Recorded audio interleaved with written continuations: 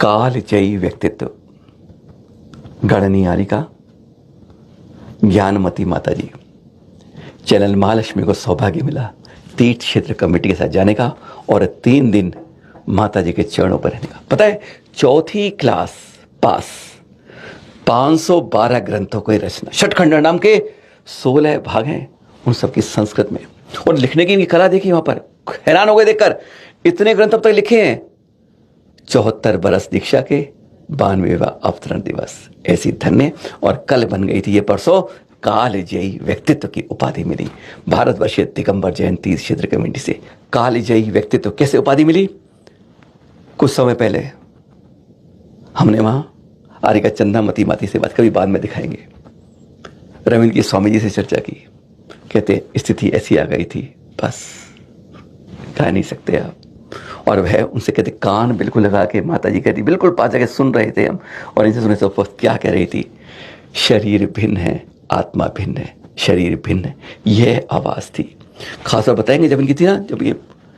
और आज उसके लगभग 8-10 दिन बाद सुबह 6 तारीख और 7 तारीख दोनों अपनी आंखों से देख के बता रहे हैं।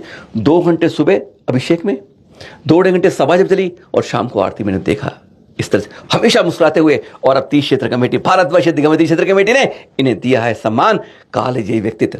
कहते हैं काल चक्र भी जब सामने आया था चरणों मां के नतमस्तक होके स्वर्गारोहण के लिए, कहता नहीं अभी नहीं लेके जाएंगे, आप इसी मध्य लोक में, इसी मृत्यु लोक में अभी आपकी आवश्यकता है। यही कहते हैं शतायु हो 108 फुट ऊंची, अगर आपने आदिनाथ भगवान की वह मांग तुंगी में खड़ी कर दी, जिसको विश्व की अनुभूति आज होती है हैरानगी की सबसे बड़ी जैन प्रतिमा तंग, और 108 वर्ष आपकी आयु कम से कम। इसी भावना से कालजयी व्यक्तित्व की उपाधि बिल्कुल सही, जिसने काल को जीत लिया।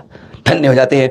इस समय भारत के सभी थे लगभग, समझ लीजिए, अध्यक्ष जम्मू प्रसाद जी, और 125 स्थापना वर्ष की कमेटी के उत्तराखंड के अध्यक्ष, जहाँ कार्यक्रम हो रहा था, जवाहरलाल जी, जीवन प्रकाश जी, विजय जी, संजय पापड़ीवाल जी, और भी कई, जीवन प्रकाश जी और अन्य लोग भी इस समय तीर्थ क्षेत्र कमेटी के लोग थे।